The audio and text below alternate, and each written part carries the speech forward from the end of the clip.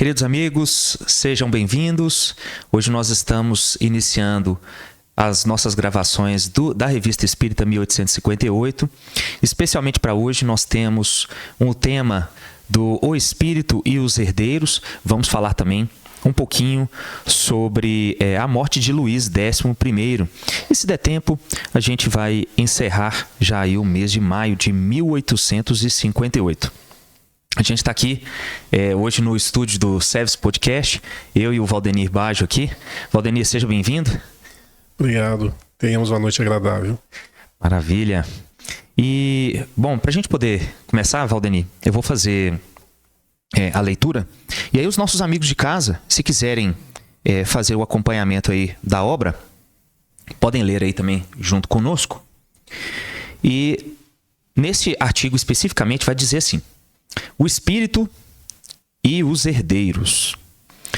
Um de nossos assinantes de Haia, Holanda, comunica-nos o fato que se segue, ocorrido num grupo de amigos que se ocupavam com as manifestações espíritas. Isso prova mais uma vez, diz ele, e sem possível contestação, a existência de um elemento inteligente e invisível agindo individualmente e diretamente sobre nós. Os espíritos se anunciam movendo uma pesada mesa e dando pancadas. Perguntamos pelos nomes. Estes são os finados Sr. M e Sra. G, muito afortunados durante a existência. O marido, do qual provinha a fortuna, não tinha filhos e deserdou os parentes próximos em favor da mulher, da família da mulher, falecida pouco antes dele. Entre as 9 pessoas presentes à sessão estavam 2 senhoras deserdadas, bem como o marido de uma delas. O Sr. M fora sempre um pobre diabo e um criado humilde da esposa. Depois da morte desta, sua família instalou-se em sua casa para cuidar dela. O testamento foi feito com um atestado médico declarando que o moribundo gozava da plenitude de suas faculdades. O marido da senhora deserdada, que designaremos pela letra R, tomou a palavra nesses termos: Como ousais vos apresentar aqui, depois do escandaloso testamento que fizeste? E depois, exaltando-se cada vez mais, acabou por lhe dizer injúrias. Então, a mesa deu um salto e atirou a lâmpada com força na cabeça do interlocutor. Este lhe pediu desculpas por aquele primeiro impulso de cólera e lhe perguntou o que vinha ali fazer. Vimos dar conta dos motivos de nossa conduta. As respostas eram dadas por meio de pancadas indicando as letras do alfabeto. Valdenir, eu queria que a gente explicasse aqui para o pessoal que está em casa esse primeiro momento das comunicações espíritas, né? Que eram feitas assim com pancadas, com situações mais físicas, né? E muita gente pergunta isso para nós. O porquê que hoje, principalmente, não existem mais esse tipo de comunicações aqui, né? Muito bem, vamos lá. A primeira coisa que nós temos que salientar é o seguinte: para que haja um efeito físico, há necessidade de energia. A energia para provocar esse efeito físico. Uhum. E essa energia tem que vir de algum lugar. E a gente já sabe hoje em dia que essa energia ela provém dos médiuns, das pessoas.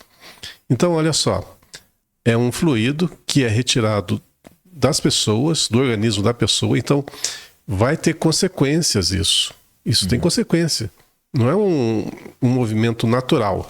Embora algumas pessoas tenham uma propensão à doação do ectoplasma com maior facilidade, faz parte do seu organismo, então isso vai fazer falta. Lógico que naquela época os indivíduos já nasceram, os médiuns já nasceram com essa propriedade justamente para a missão que iriam abraçar. Então seus corpos estavam preparados para isso. Mas mesmo assim, o que faz com que os barulhos, né, os ruídos sejam provocados é justamente esse fluido animal, esse fluido humano. Bom, então por que hoje em dia não se utiliza mais disso? Primeiramente, por causa não há mais a necessidade, que nós já temos uma evoluída gradual nessa história, né? E já sabemos utilizar um pouco o nosso intelecto, nosso conhecimento para as comunicações mediúnicas. Então, não há necessidade desse tipo de trabalho, que também é muito demorado. Pensa bem, cada letra corresponde a um grupo de pancadas na mesa. Então, para se pronunciar, para se escrever a letra A, vamos supor uma pancada. Letra B, 2 pancadas. Letra C, 3 pancadas. Imagina o tempo que vai gastar para se fazer uma comunicação. É um tempo muito, muito grande. E hoje em dia nós sabemos que existem outros mecanismos para se trazer uma comunicação do plano espiritual. Então, por que hoje em dia não corre mais? É a mesma coisa que falasse assim, por que o rádio hoje não é utilizado, aquele rádio a pilha de antigamente? Por que ele não é utilizado tanto, não é vendido tanto? Porque já caiu em desuso, né? Existem tecnologias muito mais sofisticadas e que permitem muito mais ações do que um rádio AM e FM. Bom, assim a mediunidade também se dá. Agora, tem outras questões que a gente vale a pena abordar, que é o seguinte. No início da comunicação, vocês notaram que o espírito ele se exaltou e tomou de uma lâmpada e atirou na cabeça de um dos indivíduos que estavam ali presentes. Sim. Né? Um dos desafetos ali. Vejam bem, isso é muito perigoso. Embora seja um evento controlado pela espiritualidade superior, não houve, então, um mecanismo para se evitar que isso acontecesse. Agora, imagina numa reunião com pessoas que não estão assim preparadas para um intercâmbio mediúnico, totalmente desassistidas espiritualmente. E aí fazem uma reunião e dentre eles tem algum médium de efeito físico que vai doar os elementos necessários para que os fenômenos aconteçam. Os espíritos que podem aparecer ali não são espíritos evoluídos, são os espíritos, vamos supor que seja alguns desafetos, igual ali salientado na Revista Espírita.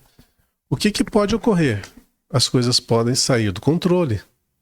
Então, veja bem, foi um mecanismo, assim, vamos dizer, meio rudimentar, né? Uhum. Meio rudimentar que se utilizou nessa época. E que hoje foi substituído por outros muito mais eficientes e muito mais seguros. Uhum. Então, eu creio que durante esses 150, 160 anos que se passou, muita coisa foi refinada e o intercâmbio agora se processa de uma maneira muito mais rápida e muito mais eficiente. Uhum. Ô Valdeni, uma coisa que me chamou a atenção aqui também é que, ao que nos parece, esse espírito aqui ficou um pouco chateado, né, com o que estava acontecendo ali, né? Isso é uma coisa que as pessoas nem sempre se dão conta, né? É que o simples fato da gente morrer, ou seja, do nosso corpo morrer, de perdermos o corpo, não nos modifica moralmente falando. A gente continua com as mesmas ilusões, as dificuldades, as nossas complicações do ponto de vista das questões materiais, nossa dificuldade de entendimento, dentre outras coisas mais, né? Não modifica nada.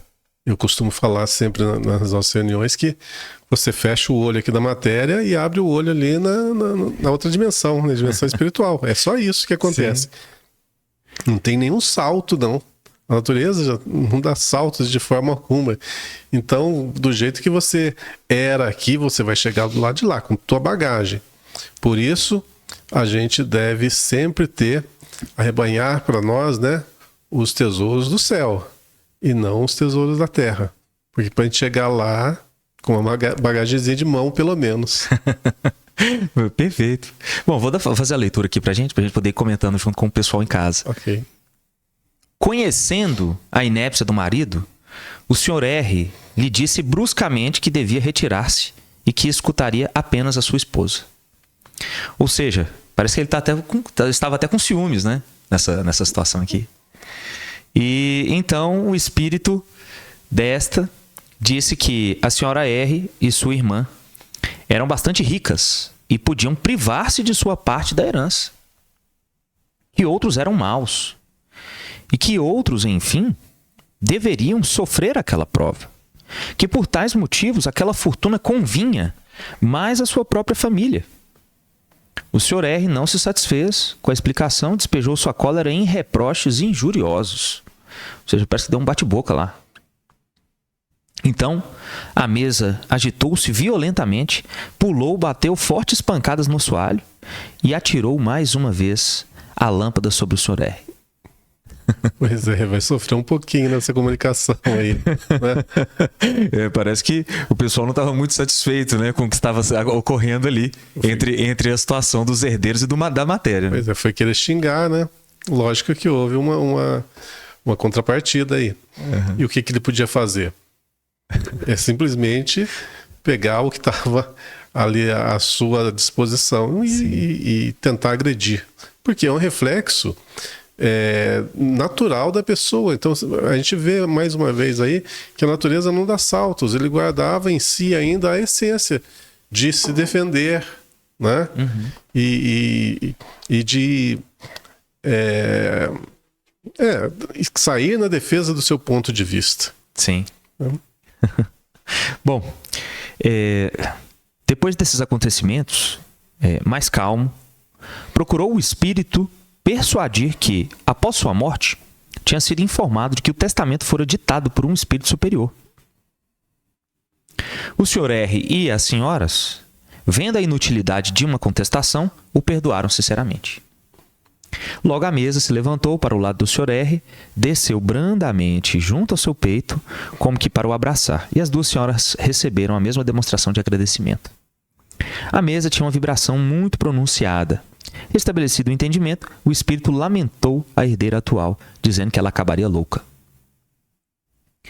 Ainda, o Sr. R o censurou, mas afetuosamente, por não haver feito o bem em vida, quando dispunha de tão grande fortuna, acrescentando que ela não era chorada por ninguém. Sim, respondeu o espírito, há uma pobre viúva residente à rua, que algumas vezes pensa em mim, porque algumas vezes eu lhe dei alimento, roupa e aquecimento. Acho que é muito interessante a gente comentar isso aqui, né, Valdeni?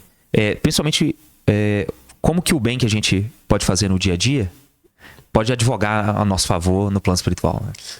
Né? Uma coisa que vale a pena falar também é o seguinte, nós somos sempre assistidos pelo plano espiritual. E aí está uma demonstração que aquela fortuna ela haveria de ir para as mãos corretas. Então, o espírito ali, quando encarnado, ele foi dirigido pela espiritualidade superior. E isso acontece muito na nossa vida. E muitas vezes a gente para e pensa, por que eu falei isso? Não sei, na hora deu e eu falei.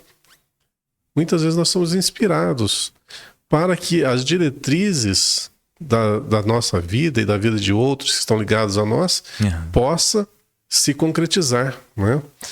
E qual que o que você falou por último mesmo? Disse aqui, que algumas vezes ele estava se referindo aqui à pobre viúva residente à rua. Eu falei assim que o bem que a gente faz normalmente ele pode advogar a nosso favor quando a gente está no plano espiritual. Pois é. Tem até uma passagem muito interessante, a gente também sempre fala, mais ou menos assim. Vou falar com as minhas palavras, tá? Um homem estava perdido numa floresta, uma floresta densa, muito densa. Ele tinha saído para buscar lenha e se perdeu. E havia dias que ele não conseguia encontrar o caminho de volta. E já estava perdendo as forças, já tinha perdido a ilusão, né, de que iria sobreviver, quando ele ouve um trotar de cavalos. E passa ali uma comitiva do rei, que estava caçando algum animal selvagem. E quando eles se deparam numa clareira com esse homem ali numa situação quase esquálida, detém o cavalo e o homem pede algum alimento, que ele estava a morrer de fome e que ele não conseguiria sobreviver, né?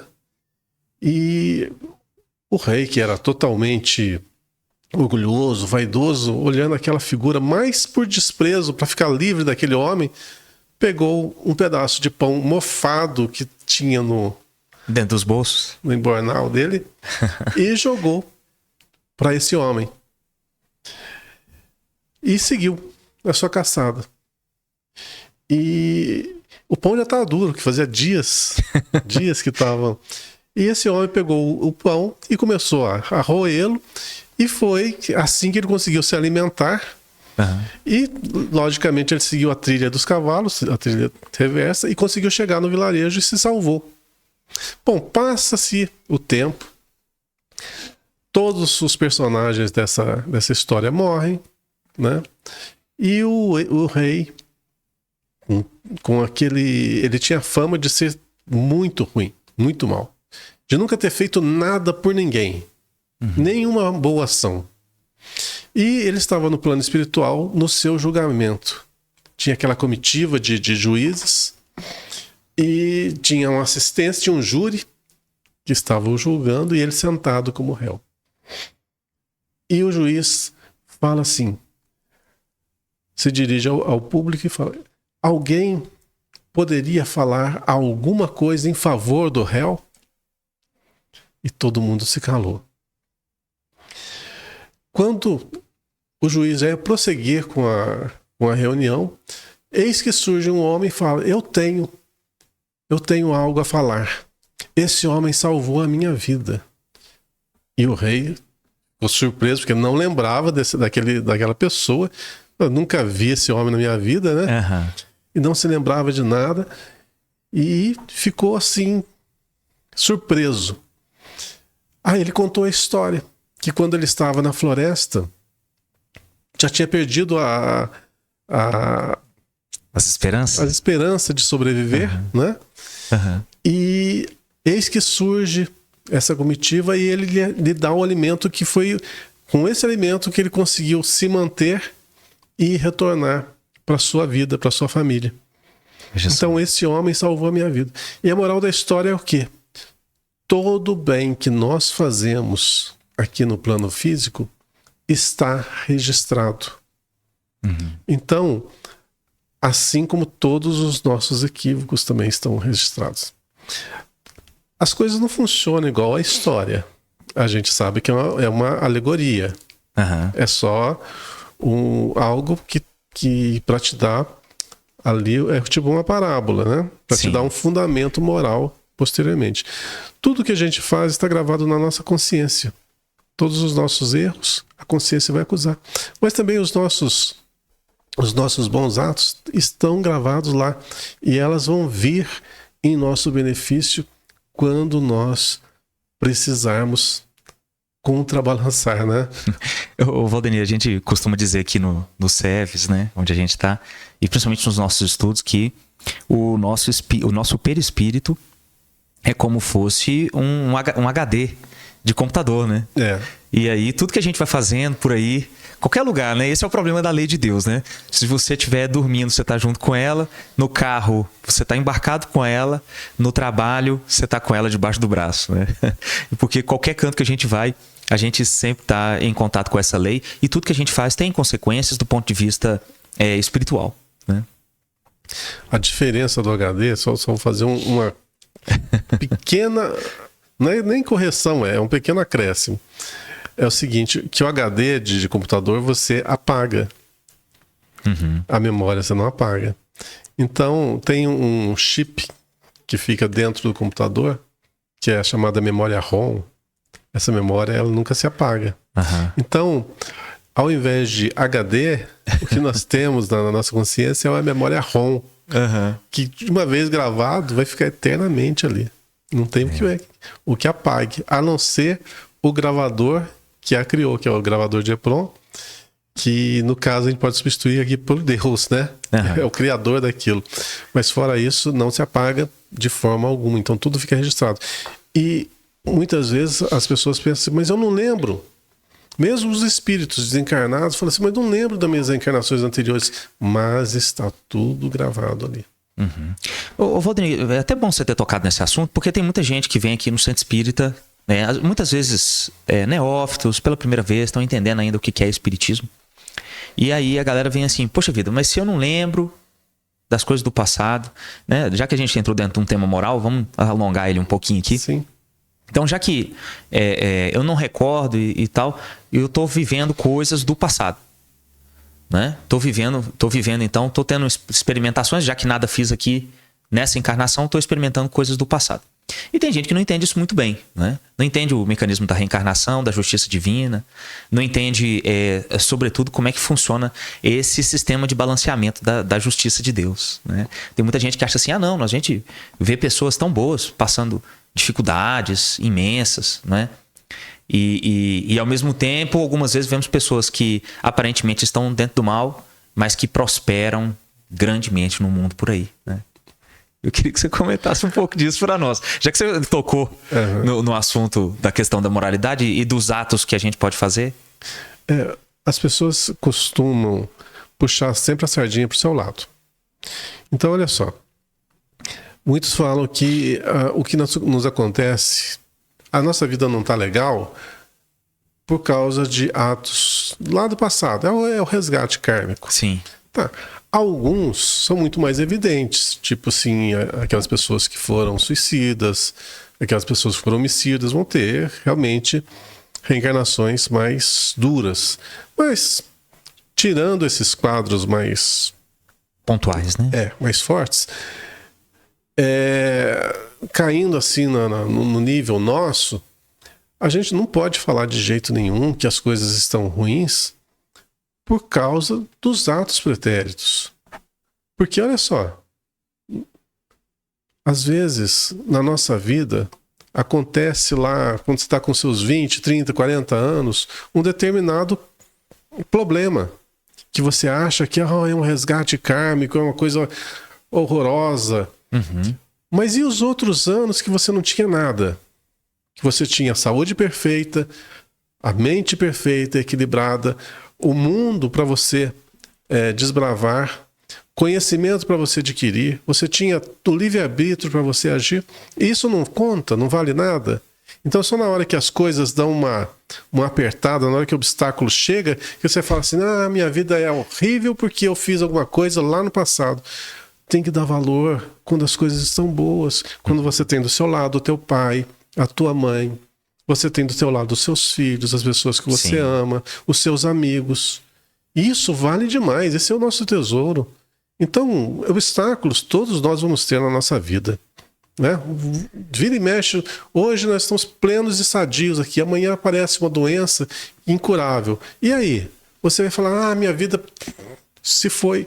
Não, e os anos e as décadas que a gente viveu bem, que a gente pôde trabalhar, que a gente pôde fazer alguma coisa, e agora eu vou ter algum tempinho de um resgate? Faz parte. Que se a gente for ver dentro do relógio da eternidade, se é que existe um relógio da eternidade, mas dentro do relógio da eternidade, da vida do espírito, não é nada. Não é nada. Não é? Se a gente for passar por um pequeno sabor, pra gente poder se melhorar ali um pouco e ser mais feliz, isso não é nada. Não. E é até interessante também a gente falar sobre isso, né? A gente tá conversando, né, pessoal, sobre as questões das heranças aqui, os espíritos, né? Mas vale muito a pena a gente dizer o seguinte, que Deus não faz nada de ruim para nós. Ele o amor dele, o pensamento dele sustenta o universo por meio de um sentimento que é magnânimo, Valdemir. E a partir disso, nada que nos acontece pode ser ruim. Esse é um pensamento consolador. E Deus, na sua infinita sabedoria, ele fala assim, ó entre aspas, tá? Deus não fala. Olha, para você não viver sozinho a sua vida, eu vou te dar uma companheira que vai estar sempre do seu lado. Sim. Nos momentos difíceis, ela vai estar lá do teu lado. E ela só vai te abandonar quando as coisas estiverem todas equilibradas novamente. Essa companheira, essa amiga chama-se dor. Quando tiver tudo fora do eixo, é a dor que vai te nortear para você reagir e voltar à sua normalidade. Ela é o freio. Muitas vezes nós estamos doentes e não sabemos, porque não temos essa companhia. Então a gente vai depauperando o nosso organismo, a gente vai estragando a nossa mente, a gente vai criando um universo assim insalubre, tanto na nossa parte interior quanto no exterior. E quando as consequências vêm, que são os obstáculos, que são as doenças, a repercussão daquilo que nós fizemos, resgate kármico, entenda como quiser, aí a gente fala assim, poxa, a minha vida está horrível, olha só o que está acontecendo, por que disso, por que daquilo. Peraí, Deus já te deu uma amiga, é a dor. Ela que vai te trazer de volta à normalidade. Então, ninguém gosta dessa amiga. É uma amiga ela é incômoda, né? Nós poderíamos dizer que ela incomoda, né? Ela incomoda, mas sem ela, a gente não evolui. Eu me recordo que, eu não sei quem foi, um dos palestrantes, não sei se foi o nosso aqui que disseram, mas normalmente essa amiga que você está dizendo, que é a dor, ela é uma prenunciadora de um tempo melhor. Sim.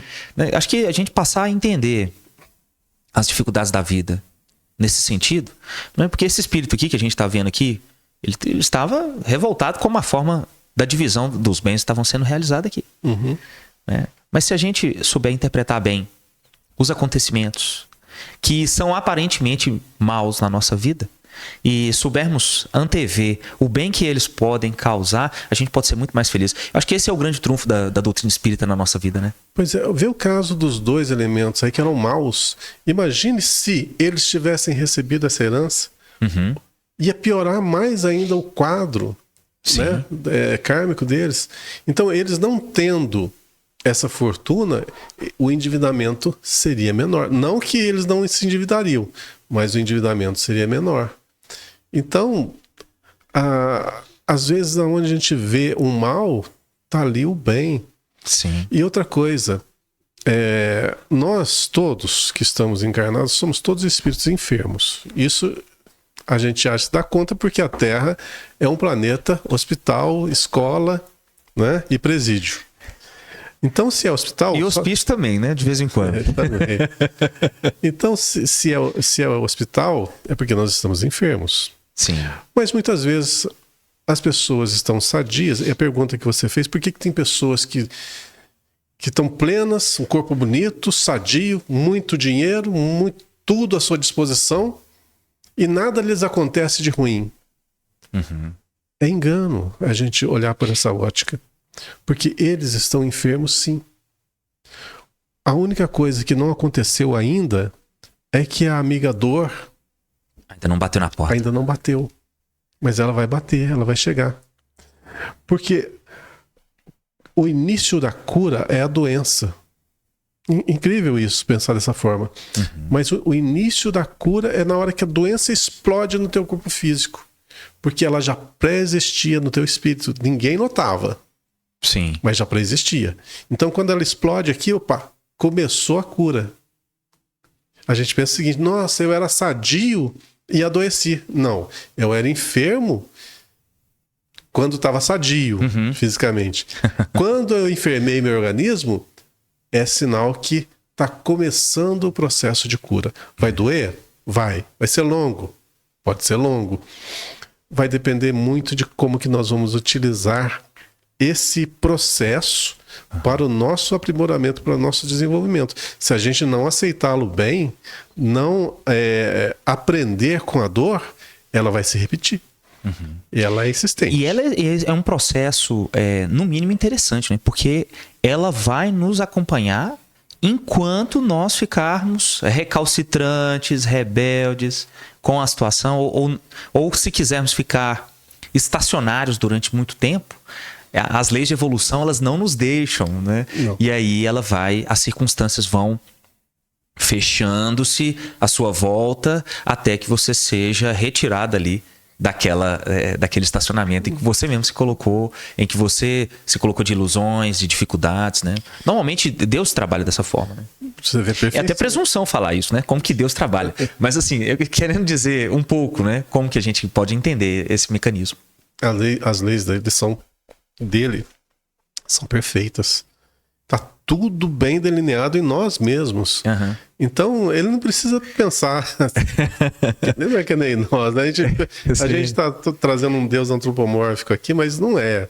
Então já tá tudo delineado. Não tem como você escapar. É. Mas o bom... Lá não se diz que Deus é soberanamente justo e bom. Se é bom, só vai fazer o que é bom para nós. Sim. Então, olha só, quando você tem um resgate a ser feito, um resgate kármico, você está encarnado, às vezes você tem 50 anos para você fazer o que você bem quiser. Uhum. Constituir família, estudar, trabalhar, realizar seus sonhos. Chega uma determinada etapa, agora é a hora do seu resgate. Aí acontece alguma coisa ruim. Vamos supor que seja 5 anos, 10 anos que seja. Se uma pessoa viveu 60 anos, 10 anos foram de dor e sofrimento, ele teve 50 anos para se fortalecer. Se preparar. Se preparar para aquele momento.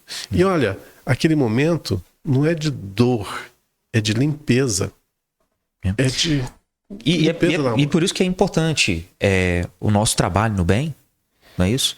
Para que a gente possa justamente antever esses momentos que todos nós temos. Ninguém aqui, pelo menos aqui na Terra que eu saiba, temos poucos espíritos de segunda ordem, né? Não me recordo de nenhum dos últimos 50 anos, né? Excetuado Francisco Cândido Xavier.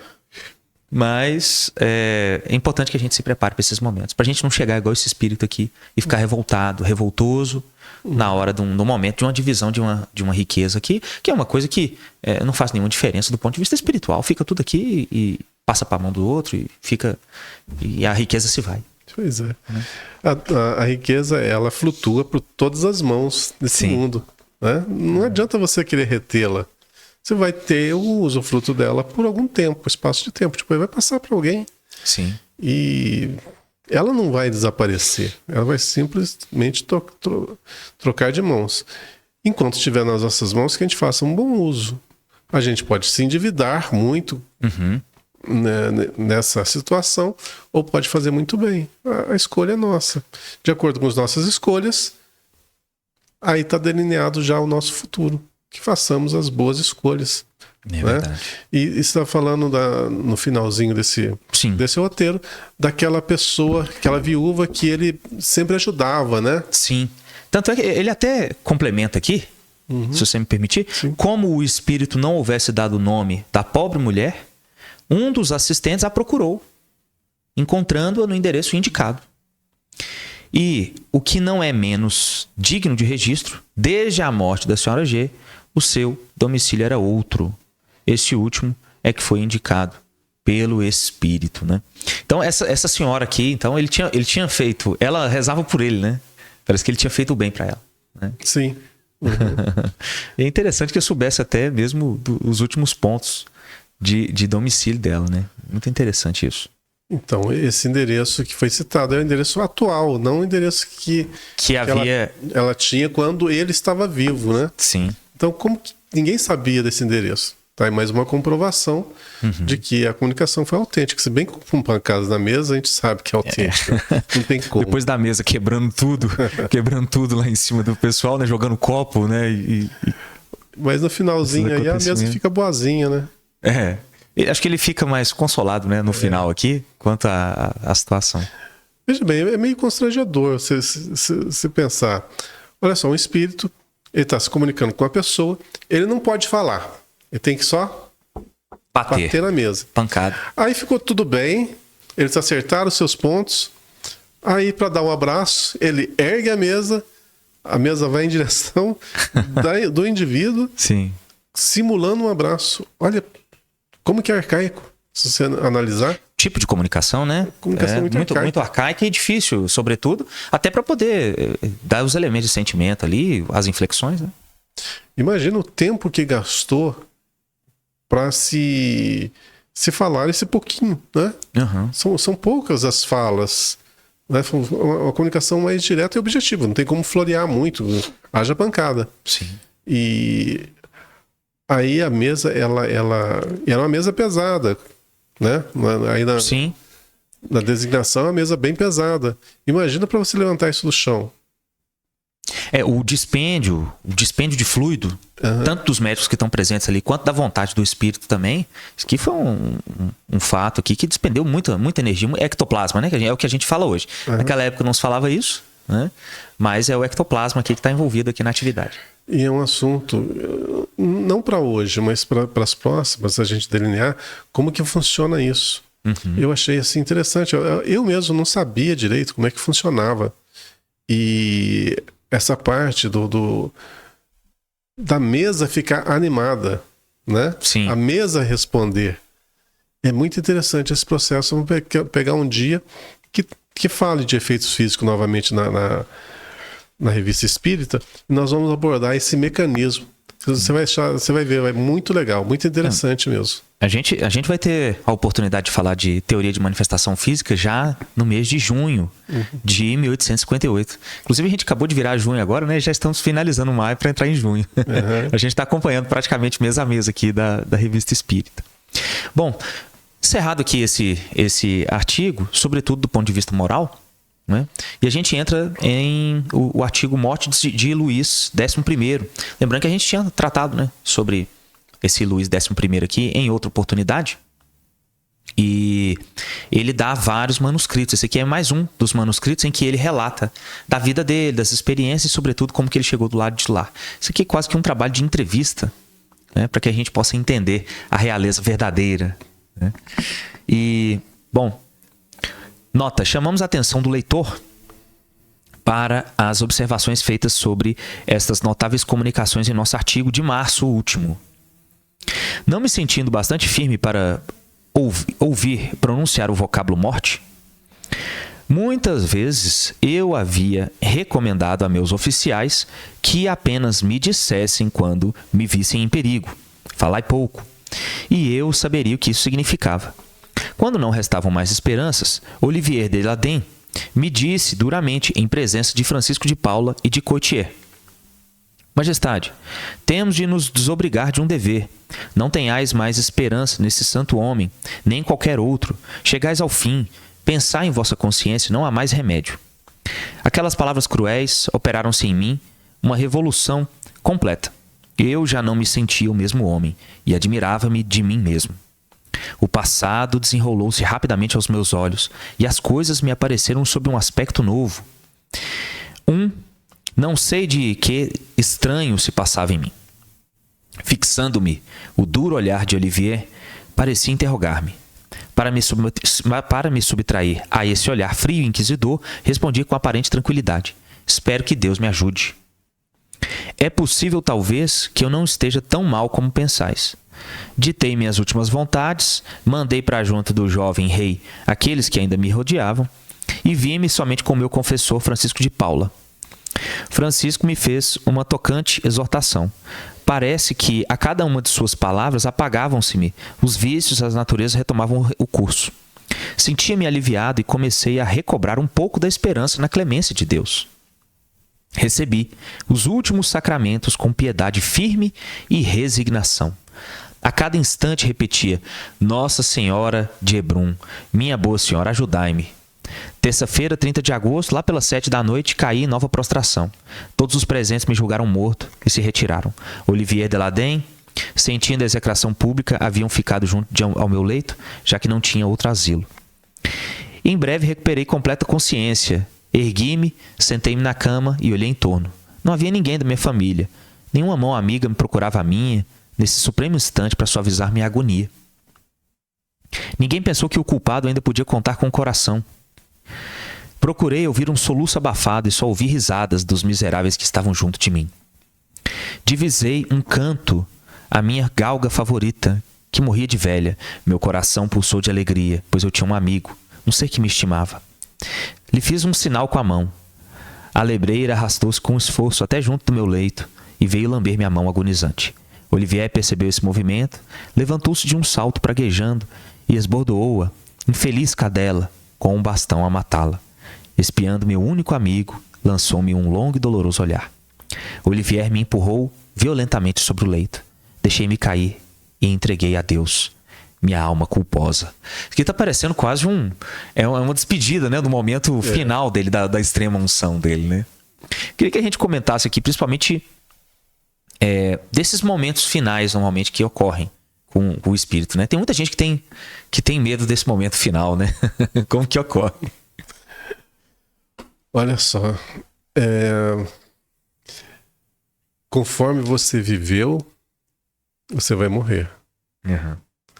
Se você teve sempre pessoas à sua volta que você cultivou a amizade, o amor, trocou as confidências da vida, as experiências, foi benéfico, recebeu e fez a caridade, esses elos, esses laços são indissolúveis. Então, no momento da passagem, sempre vai estar ali presente.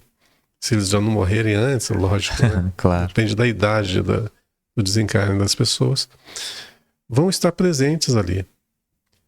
E lógico que é um momento doloroso para quem fica. Uhum. Muitos, para sufocar essa dor, nesse interim, eles tentam fazer o quê? Piadas, conversas que mudam o foco daquele ambiente doloroso para um ambiente mais saudável, mais sadio, fora daquele contexto. Então isso é natural, isso acontece em todos os lugares, é do ser humano. Mas os laços de amor que unem as pessoas, eles são sentidos por aqueles que estão desencarnando. Então, mesmo que num ambiente assim que possa aparentemente ser não adequado para o desenlace, existe sim ali os afetos, vai depender do que a pessoa cultivou na sua vida. Então, às vezes, um olhar meio desavisado, vamos ver aquelas pessoas rindo, contando piadas, Sim. mas é apenas um mecanismo para ela se libertar daquela dor que está muito grande. Uhum. Agora, existem sim aqueles que não estão nem aí. A gente sabe disso. Sim. Então, o diferencial é justamente o sentimento real, o coração, né? Os laços que unem as pessoas. Se você cultivou bem isso durante a sua vida, no momento da passagem, você vai ter o auxílio, você vai ter aquilo que vai te acalentar, né? Aquilo que vai te fazer suportar esse transe. E pelo que o relato dele aqui, nós vemos ele praticamente sozinho, né, na hora do momento de despedida dele das vestes do mundo. Pois é. Né? E isso é uma coisa muito grave, né? Todas as pessoas têm medo disso, né? Da solidão, do momento da morte, do momento do desenlace, sobretudo no momento extremo, eu diria, né? Que é o momento de desligamento mesmo do corpo. Pois é, olha o ambiente que ele vivia. É um ambiente de poder, né? Um ambiente de poder. As pessoas geralmente são interesseiras, né? São frias mesmo. São frias. Então, o que vai se esperar? Logicamente, não está registrado na comunicação, mas havia sim aquelas pessoas que ele ajudou e isso fica registrado. Como naquela passagem que eu acabei de contar do rei lá e do indivíduo que ele salvou, mesmo sem querer ele salvou, tudo fica registrado. Vai depender do modo que a gente viveu a vida, vai ser o modo como nós vamos nos despedir da vida. E outra coisa, despedir da vida não, despedir do corpo físico, da vida a gente não despede. Da vida a gente nunca despede, né? É muito importante a gente repetir isso, que é só o corpo que se despede. É só o corpo. E mesmo assim, volta aos materiais do orbe em que nós estamos, né? Para ser reaproveitado também. Você sabe que a vida tem que ser bem atrativa, sabe? Ninguém quer morrer. Fala a verdade, ninguém quer morrer. Ninguém quer se despedir, né? Mas sabe por quê?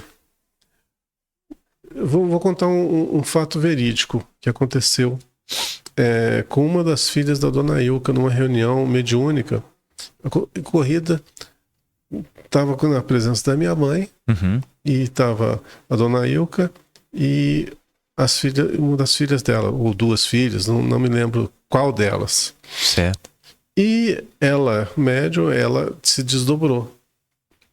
E nesse desdobramento, ela teve contato com a realidade espiritual. Como que era lá. Ela teve plena consciência daquele universo, que era a outra dimensão. E depois, para trazê-la de volta, ela não queria voltar. Imagina nesse transe a dificuldade que ocorreu para que esse espírito voltasse a assumir o seu corpo físico novamente. Então veja que uma reunião mediúnica, um transe mediúnico, não é para pessoas despreparadas. Sim. Né? Porque pode ocorrer. Agora, nesse inteirinho, o que eu queria salientar é o seguinte, que mesmo as pessoas tendo uma vivência, tendo conhecimento, quando se deparam com a realidade extrafísica, lá é muito melhor do que aqui. Claro. Por isso que a vida no plano físico tem que ter seus atrativos para que você queira viver aqui. Senão ia querer todo mundo partir para o lado de lá, porque é muito melhor. Só que tem uma coisa. Lá existem várias dimensões. Sim. E essas dimensões que irão nos atrair de acordo com a nossa sintonia vibratória. Isso que muitos não entendem. Se você tiver um comportamento inadequado, você for uma pessoa frívola, se você for uma pessoa má, uma pessoa orgulhosa, tiver todos os predicados ruins, sim, você vai para uma região mais densa. Adequada sobretudo ao próprio pensamento, né? É isso que as pessoas têm que entender também, né? Que a gente vai para onde adequa o nosso pensamento. Então, a gente tem que se sublimar, a gente tem que se melhorar para ter condições de futuramente poder viver, né? Num local condizente, num local bom. Mas o que eu queria falar é o seguinte, se todos soubessem da realidade espiritual, que é muito melhor, você pega ali nosso lar, que ainda está na região umbralina, você vê aquela maravilha, né? Você vê aquela maravilha, poxa, todo mundo vai querer ir para lá. Só que você não tem condição ainda de ir. Então, para evitar esses suicídios em massa, né, a vida é um grande atrativo. Tem que ter os seus atrativos. E você tem que saber bem viver aqui no plano físico para poder ter, logicamente, condições de alçar voos na sua escala evolutiva. De fato. Bom, queridos amigos, já estamos chegando ao fim do nosso encontro. Fica aí o artigo Variedades, o Falso Sr. Home, que fica de leitura aí para o pessoal de casa. Mas já no nosso próximo encontro, Valdeni, a gente tem também aqui fazer até uns comentários, né, sobre a Sociedade Parisiense de Estudos Espíritas, fundada em Paris, dia 1º de abril de 1858. Ela teria sido autorizada aí pela portaria do senhor prefeito de polícia, veja só, né? Conforme o aviso do senhor ministro do Interior da Segurança Geral. E aí, Kardec deixa isso registrado aqui na Revista Espírita. Mas, já para o mês de junho de 1858, a gente vai ter Teoria das Manifestações Físicas. E aí a gente vai falar da natureza dos fluidos. Vamos conversar também sobre que tipo de indumentária que os espíritos aparecem. Porque a gente acha que o espírito, às vezes, ele tem uma determinada aparência, de que forma que é. Então, esse artigo vai falar como que os espíritos podem, inclusive, massificar, a transmogrifar, né, a aparência deles aqui. Então é um artigo muito interessante que vai dar para poder falar também sobre os fluidos, né, que você queria até citar, não é isso? Então, vou dar um spoiler aqui. Vai lá, manda ver. Tem um livro que, inclusive, eu tive contato com esse livro na Feira do Livro Espírita. A primeira Feira do Livro Espírita que eu fui, já faz um tempinho bom. Eu fui lá e comprei esse livro. É do Conde John Wilmot Rochester. Conde de Rochester. E o nome do livro é Naema, a Bruxa. Aí eu peguei o livro dos Rochester é meio... É isso que tem que ser falado, né? Tem muita gente que acha que os livros do Rochester são um pouco aumentados, né? Do ponto de vista de literário. Aí, mas eu pensei assim, poxa vida, a Federação Espírita Brasileira, ela está editando esse livro? Então, o que está aqui tem alguma coisa condizente. Uhum. E a história, eu vou contar a história depois. Tranquilo. Tá? Mas a história, eu falei, isso aqui não é verdade de jeito nenhum. Passou-se anos, muitos anos. E recentemente eu estava assistindo alguns podcasts, algumas lives, falando sobre fluidos, e fenômeno das mesas girantes. Aí eu consegui entender mais ou menos o mecanismo que acontece no livro. Não sei se eu encontrei a explicação daquilo que estava sucedendo ali. Inclusive, eu vou ver se eu releio essa parte de novo do livro. Perfeito. E para a gente poder bem inteirar. Porque é muito interessante mesmo. Mas é uma coisa assim que é difícil de entender. Bacana. Bom, pessoal, nós vamos ficando por aqui. Sejam bem-vindos, inclusive, ao Service Podcast. Nosso estúdio ainda está em montagem, não é, Valdeni? É um espaço aqui destinado a gente falar sobre o Evangelho do Cristo com muito amor, com muita tranquilidade, sobretudo para a gente poder esclarecer os pontos principais da doutrina espírita, não é isso? E também trazer conteúdos novos. Vocês vão ver aí que dentro em breve a gente vai gravar outros programas, não apenas o Revista Espírita, mas também elementos de entrevistas, para a gente poder saber também como que as pessoas chegam no Espiritismo e outras coisas mais. É isso aí. A gente fica por aqui no nosso novo estúdio do Service Podcast. É sempre um prazer a gente se ver por aqui. Ave Cristo e muita paz nos seus corações. Até semana que vem. No Centro Espírita Vinhas do Senhor, acreditamos que a colaboração é essencial para manter nossa casa e levar esperança às famílias carentes. Por isso, estamos com esta campanha de doações para arrecadar fundos e cestas básicas para destinar àqueles que mais precisam. Venha fazer parte deste projeto e ajude-nos a manter os trabalhos do Centro Espírita Vinhas do Senhor.